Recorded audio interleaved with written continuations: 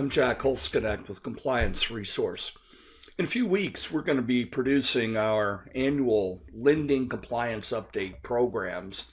I'm looking over the agenda right now, and every year at this time, there's a lot going on. Agencies are clearing their desk at year end, but we've got an unusually heavy load this year. Let me share a few of these items with you. Just going down the agenda. Under Truth in Lending, we have 4 different bullets that we'll be talking about. One of them is the annual adjustments to the thresholds. Always in the second half of the year, usually late in the year, we get updated thresholds. We'll be reminding you of those. No, it's not a big event. We also will be talking about the revised ability to repay and qualified mortgage rules. Those rules changed earlier this year. They were supposed to be effective by July. The dates have been tweaked till next year, and people are having a lot of questions about where we stand with that. Well, we're going to cover the rules. We're going to explain them to you. Under HMDA, we have several bullets, and one of those is we have brand new coverage thresholds for open-end credit that are effective on January 1st. There are about a little over 300 banks around the nation that previously did not have to collect HMDA data on open-end credit that will have to start collecting data on open-end credit starting January 1st. Are you one of those institutions? Well, we'll find out. Under ECOA, oh my God. Under ECOA, we have 2 big events. One of them is that last year, 2020, we had a big Supreme Court ruling. This year, in March, we got an interim rule that revised Regulation B, and both the Supreme Court case and the interim rule clarify that discrimination based on sex includes discrimination based on gender identity and sexual orientation. That is a massive development. Every bank needs to have that in the procedures now. So if you haven't done that yet, you need to get busy on that one.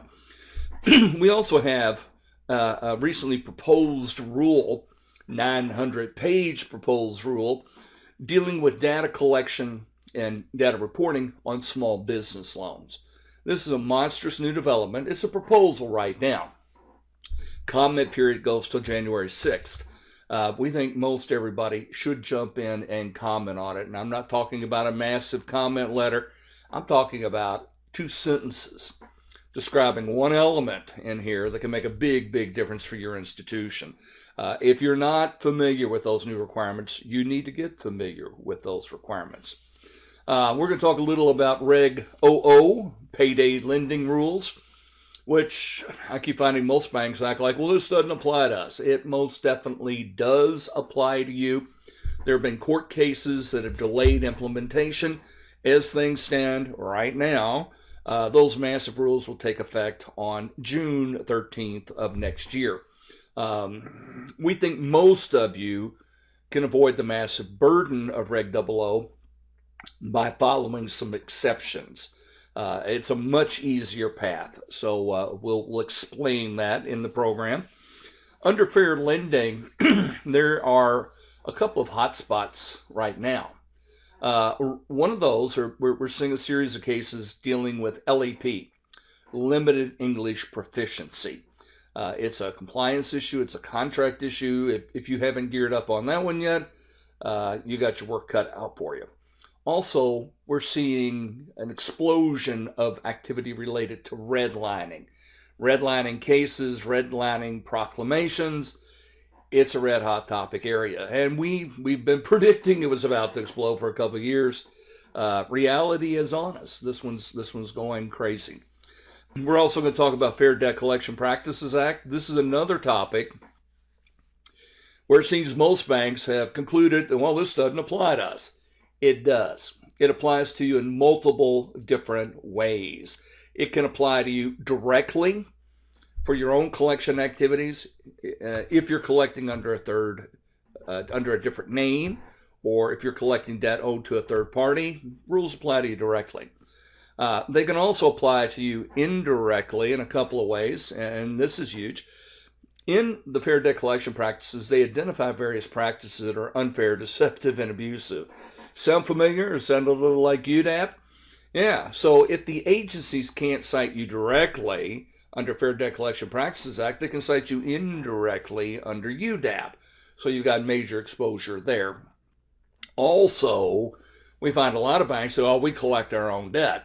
Yeah, you do to a certain extent, but then in some cases you turn it over to a third party for collection. Once you do that, you have vendor management issues. How are you going to manage a vendor's compliance with Regulation F when you're not even familiar with the requirements of Reg F?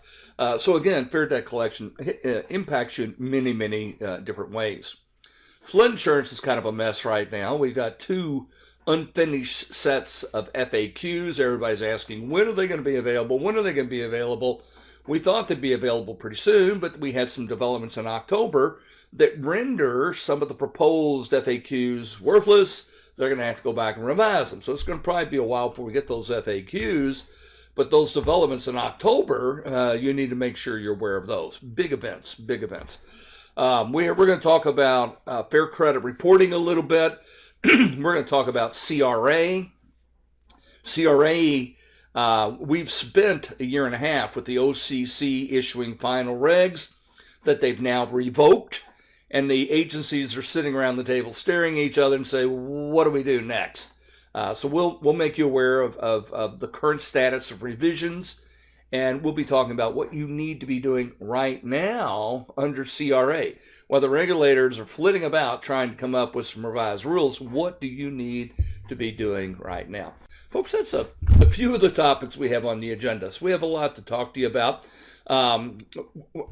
Since our annual program, we offer live and virtual events. If you want to come to a live event, I have selected a location that's extremely convenient for me. It's about 3 miles from my house. So we'll have a live program, full day program here in Louisville, Kentucky. We're also offering virtual options.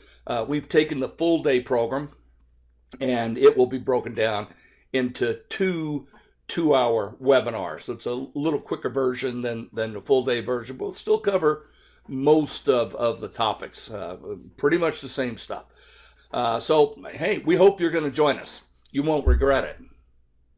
Well, you might regret it. I may have just made a deceptive statement there. The program's going to be about 2.5 weeks before the Christmas holidays.